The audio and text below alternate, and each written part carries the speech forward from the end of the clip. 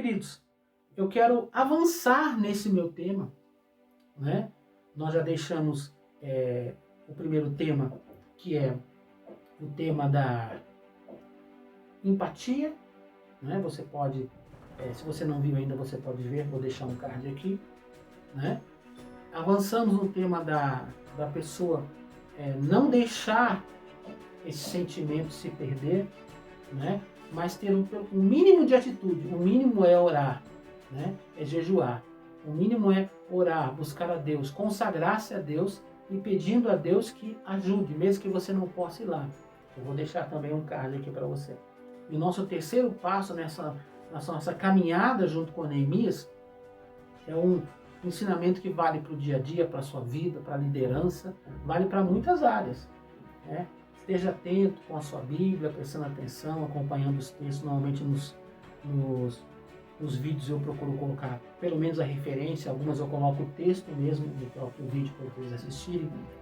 E a continuação da nossa história, a terceira parte aqui de Neemias, dentro ainda do capítulo 1, primeiro ele se identificou com a dor do próximo. Depois ele entrou no processo, né, de ficar pensando naquilo, orando, conversando com Deus, fazendo jejuns. E aí ele entra numa oração. A Bíblia diz que ele orou por muitos dias. Ele ficou vários dias. A Bíblia diz que de dia e de noite ele estava orando pelos filhos de Israel. Você pode acompanhar isso aqui ainda no capítulo 1 de Neemias. Mas eu quero dizer para você o seguinte, que nós temos uma oração de Neemias.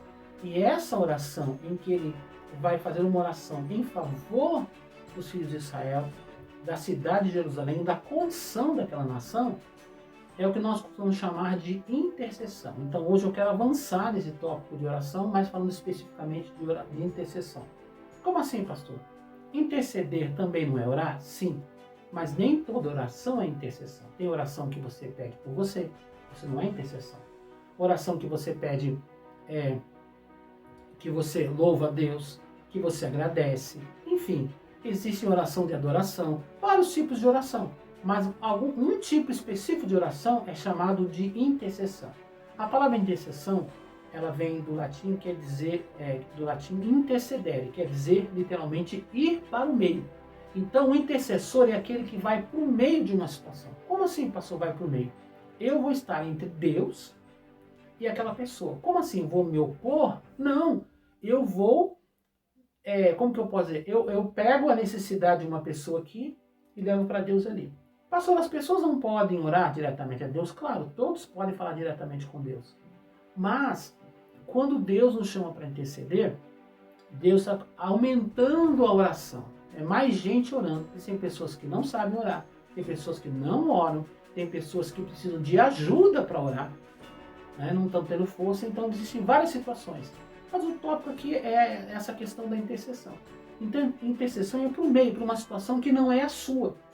Por isso que intercessão é diferente dos outros tipos de oração, porque você toma uma causa de outra pessoa como se fosse a sua. E aí eu quero avançar nessa questão da intercessão e chamar a sua atenção. Por quê? Porque uma característica da intercessão, muitas vezes, é que você começa a se identificar com o problema do próximo, mas em muitas situações você sente como estivesse acontecendo com você. Como assim, pastor? Eu sempre falo isso na igreja. Às vezes as pessoas falam assim, poxa, fulano está doente. Tá um irmão fulano, ou tá uma pessoa da família de fulano, não é da sua família, é outra família, outra pessoa, tá doente. Então a gente fala, Senhor, abençoa fulano, abençoa, envia os teus anjos, o Senhor cura, faz a tua vontade, abençoa. Amém. Pronto. Orou? Passou? Foi uma oração verdadeira? Foi. Uma oração sincera? Foi. Não estou dizendo que seja uma oração só de boca. Não é isso não. Aí vem a pergunta. E se fosse você? E se fosse o seu problema? Se fosse um filho seu, seu esposo, seu marido? Alguém muito querido e muito importante dentro dos seus relacionamentos. Como é que você oraria? Senhor, abençoa meu filho. Senhor, ele está à beira da morte. O Senhor que sabe. Se o Senhor quiser, o Senhor leva ele. Senhor, abençoa a tua palavra de Senhor cura. Não, você vai orar, Senhor, o meu filho, meu Deus, você chora, você perde a vontade de se alimentar, né? Às vezes não é nem um jejum premeditado, mas você perde a vontade de comer, perde o apetite, você ora, você chora, você ora várias vezes, você, Senhor, eu não aceito, dá vida para o meu filho, cura ele agora. Perceba a diferença? Por quê? Porque numa oração, não é que eu não tenha sido sincero com aquele irmão, mas eu não estou envolvido diretamente. Então, geralmente a minha oração é menos intensa. Quando é para mim, ela é mais intensa. Quando nós estamos intercedendo e o Espírito Santo coloca algo dentro de nós, nós oramos muitas vezes e lutamos por alguém ou por uma situação como se ele fosse a nossa situação. Esta é a característica da intercessão. E aí eu quero avançar um pouco mais essa questão. Então, queridos, existem algumas pessoas que são intercessores, um dom para interceder, de oração. Essas pessoas, eles vivem tomando para si situações de outros de uma forma intensa para oração, para buscar a Deus, né? De uma maneira assim mais forte. Existem alguns irmãos que não acontece isso sempre, mas de vez em quando Deus o acorda de madrugada para orar por alguém, você fala, poxa, eu não sei o que está acontecendo, estou sentindo um negócio, uma angústia, será que eu estou doente? Será? Não é.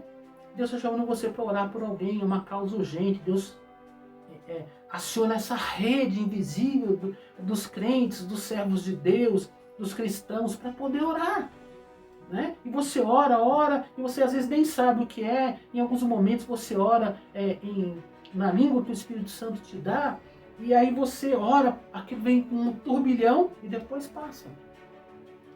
Você às vezes nem sabe pelo que você orou. Né? Às vezes você está tudo bem com você, com a sua família, o seu trabalho, mas aquilo vem, parece que rouba a sua paz. Tem gente que fica expulsando, sai demônio, não sei o quê, eu estou oprimido. E não é, estou passando mal, não é. É uma necessidade de interceder por alguém que você não consegue identificar. Isso está lá no seu espírito, isso vem meio que dá uma atribulada na sua alma. Eu sei que é esquisito o que eu estou falando, mas eu sei que muitas pessoas estão assim, estão se identificando com isso agora. Né? Então, meu conselho, vá orar, vá buscar a Deus. Se você não sabe a causa, permita que o Espírito Santo ore através de você em línguas estranhas. É verdade, é isso mesmo. Pastor, você está meio doido? Não, é assim mesmo. Né? A Bíblia diz que o Espírito Santo intercede por nós com gemidos inexprimíveis. Quer dizer, que não dá nem para se dizer como, nem para se expressar. Ele não sabe como, mas o mundo espiritual é assim. Então, intercede, ora, fala com Deus. Não estou dizendo que você vai orar só em línguas estranhas, não. No caso de Neemias aqui, ele está intercedendo pelos seus irmãos. Eu quero até citar aqui para vocês os textos, para não ficar muito longo, né? Esse tema é muito relevante para a igreja e para os crentes, né? Muito relevante mesmo. E aqui diz assim, ó. Primeiro a gente viu no final do 4, lamentei por alguns dias, estive jejuando e orando perante Deus dos céus. Aí ele começa a orar. E ele diz assim, ó, orando de dia e de noite pelos filhos de Israel. Então ele estava sempre orando, falando com Deus. Aí ele avança na sua intercessão. A sua oração intercessória, ele diz assim, ó, faço confissão pelos pecados dos filhos de Israel, que pecamos contra ti. Também eu e a casa de meu pai pecamos contra ti. Então, essa é uma característica da intercessão. A gente chama isso de identificar-se, identificação. Eu vou orar por uma situação como se fosse minha. Pastor, mas Neemias não estava em Jerusalém. Neemias não faz parte daquele povo que esqueceu de Deus, que abandonou Deus. Não. Se você pegar capítulo 9 de Daniel, capítulo 10 de Daniel, você vai ver Daniel também orando assim. São exemplos muito importantes sobre intercessão por identificação. A pessoa se identifica com o problema e vai interceder, vai orar a Deus. Por quê, pastor? Porque o cativeiro da Babilônia veio como um castigo, entenda bem, um castigo. Deus havia falado várias vezes, vai acontecer, vocês têm que se converter, vocês têm que voltar para os caminhos, abandona a idolatria, abandona a coisa errada, as práticas, isso não só a idolatria, mas muitas coisas. O povo não permitiu o descanso da terra, o período sabático, o pessoal não permitiu esse período também, que era o período do jubileu, enfim. E Deus falou, vai acontecer tudo, quando vocês forem para o cativeiro, a terra vai descansar, as coisas vão se colocar no eixo. Mas para restaurar, as pessoas precisavam de quê? Se arrepender. Que quando há um castigo, quando Deus nos ensina alguma coisa, é para a gente aprender. né? É uma prova. A prova é para ver o quanto você sabe. Você só é aprovado se você mostrar que você entendeu, que você aprendeu. Essa era a ideia. Mas muitas pessoas não se adaptaram e deixaram para lá. Não, tal, né? Não se arrependeram. E aí Neemias, nesse espírito de intercessão, nessa vocação de intercessão que Deus colocou no coração dele, ele começa a orar como se fosse ele, como se fosse a família dele. Aqui, ó, o texto que eu li para vocês, diz assim, ó, faço confissão pelos pecados dos filhos de Israel, que pecamos. Então ele fala, filhos de Israel, que pecamos. Ele está incluído nos filhos de Israel, que pecamos contra ti. Foi ele que fez aquilo que levou o povo a ser cativo? Não. Mas ele se identifica aqui. Também eu e a casa de meu pai pecamos contra ti. Está dizendo o seguinte, olha, a minha família, todos pecaram. Ele está reconhecendo. Queridos, é importante que ele fala que pecamos contra ti, né? Ele faz um reconhecimento da lei, né? Por quê? Porque muita gente que vai orar, ele vai orar e contar vantagem para Deus. Deus, eu sou assim, olha, veja, eu sou fiel. Senhor, eu sou bom. Senhor, eu faço isso, eu faço aquilo. A gente lembra da história daquele cara que estava lá, né, Jesus contou, do cara que foi no templo orar, Senhor, eu sou dizimista, Senhor, eu sou fiel, eu jejuo. Então, queridos, muitas vezes as pessoas ficam dando desculpas. Ah, eu sou isso, eu sou aquilo, eu fiz isso por causa de fulano, meu marido, minha esposa, é porque alguém fez assim, porque eu nasci pobre, porque eu nasci não sei aonde, porque eu fui influenciado, alguém me levou a isso. Queridos, quando você vai diante de Deus, não adianta você querer poupar os outros. Diga, Senhor, eu pequei, eu falhei, tenha misericórdia de mim. Neemias, quem olhava para a situação, falava, não foi Neemias, mas ele estava se identificando com o problema da nação, com o problema dos seus irmãos em Israel. Por isso ele israelita também estava se identificando. E ele pediu a misericórdia. Então, reconhecimento da lei, né? Reconhecimento da lei é importante. Não adianta você querer discutir com Deus. Não, Senhor, eu acho que isso não está certo. Deus fez a lei. Aí você vai lá e fala, Senhor, eu acho que essa lei não está correta. Para com isso. Isso não vai funcionar. Tá? Deus é perfeito. Não é que ele achar, eu achei uma brecha na lei. Esquece isso. A palavra é a palavra. Não adianta você querer argumentar com Deus. O melhor caminho é reconhecer. Senhor, tenha misericórdia. Quem reconhece e pede perdão é que pode ser perdoado. Então, quando você continuar dando desculpa, culpando os outros, situações, isso foi por causa disso, foi por causa do governo, foi por causa não sei o quê.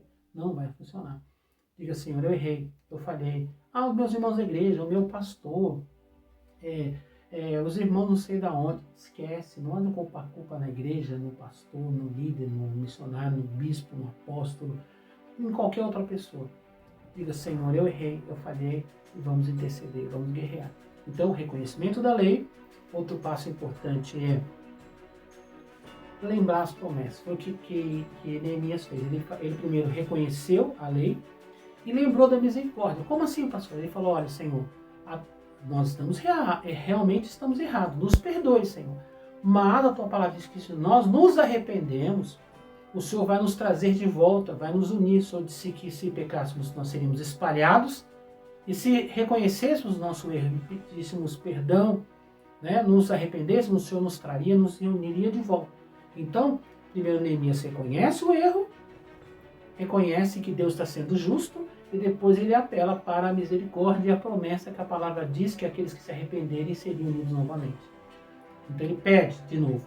E aí, ele une essa oração, ele faz uma oração e diz, Senhor, eu estou orando e os meus irmãos também. Quando ele fala meus irmãos, assim, muitos outros que serviam a Deus. Ele não teve a pretensão de dizer, eu sou o único que orei, eu sou o único que estou certo, né? Aquele problema que Elias passou, naquela crise que Elias teve, ele disse assim, Senhor, só eu sobrei. Aí Deus falou, não, Elias, você não está sozinho, tem mais 7.000 em Israel que não dobraram o joelho a Baal. Então não tem essa pretensão que somos os únicos certos, que na nossa igreja só eu estou certo, no meio da minha família só eu estou certo. Não, vamos orar com humildade, né? Não adianta ele chegar com soberba diante de Deus. Ele orou, falou, Senhor, eu peço ao Senhor e também peço que o Senhor ouça a oração dos teus servos que te temem, que te adoram, Senhor. Eu uno a minha oração às muitas orações que têm sido feitas durante muito tempo, para que o Senhor nos atenda. E ele finaliza pedindo, Senhor, agora para uma ação. Por enquanto ele está pedindo perdão, misericórdia, reivindicando as promessas. Agora, enquanto ele ora, Deus começa a dar uma direção para o coração dele. A princípio parecia que ele não tinha um caminho, uma solução. Às vezes você vai orar e você não sabe a mínima ideia do que você pode fazer. Mas enquanto você ora, o Espírito Santo te dá uma direção. E foi o que aconteceu aqui. No final da oração ele falou, Senhor, faz com que eu tenha sucesso, né? E que o coração do rei seja quebrantado, que o rei seja bondoso comigo. Quer dizer, Deus já começou a dar uma estratégia sobre alguma coisa que ele precisava fazer. Começamos com Neemias assustado, sem saber o que fazer. Agora chegamos a um ponto em que Neemias já tem uma direção. Ele pede, Deus, nos dê sucesso, me dê sucesso, para que eu possa conseguir fazer essa situação melhorar. Mas eu preciso do rei agora. Senhor, faz com que o rei, não é o rei de Israel, tá? É o rei Artaxerxes, aquele rei bravo, né, que matava, que era um rei, né, poderosíssimo. A nação no mundo na época era essa, a mais poderosa. Então, Senhor, que o coração do rei seja bondoso comigo. Então você percebe que tudo tem a ver com a intercessão, pedir em favor de outros. E eu quero finalizar esse tema de intercessão orando junto com você. Vamos orar? Pai querido, em nome de Jesus, eu lhe peço, meu Deus, que o Senhor venha tocar profundamente os nossos corações. Que sejamos sensíveis à dor do nosso próximo, Senhor, que possamos ter essa empatia, essa compaixão. Pai, que o Teu Espírito Santo nos leve a orar, se for necessário também jejuar em favor dessas situações, para que elas mudem. Pai, não chegamos diante de Ti, Senhor, com orgulho, achando que somos melhores, mas reconhecemos que também somos pecadores e precisamos da Tua misericórdia, da Tua compaixão. Nós reivindicamos as Tuas promessas, Senhor. O Senhor é um Deus bondoso, o Senhor promete que se houver arrependimento, há perdão, há restauração, há uma nova oportunidade. E eu oro, Senhor, junto com os Teus filhos agora, que o Teu Espírito Santo nos ajude a interceder melhor, a ter o sentimento da intercessão, que o Teu Espírito Santo nos revele situações para que a gente possa orar melhor, para que nós possamos orar segundo a Tua vontade, segundo o Teu Espírito, ó Pai. Meu Deus, quebrando os corações e que nós sejamos sempre dispostos a ouvir a Tua voz, o Teu chamado à intercessão. Eu lhe peço, Pai, quebrando o nosso coração e nos coloca em conexão com o Teu Espírito em todo o tempo, em toda hora, Pai. Eu lhe peço em nome de Jesus. Amém.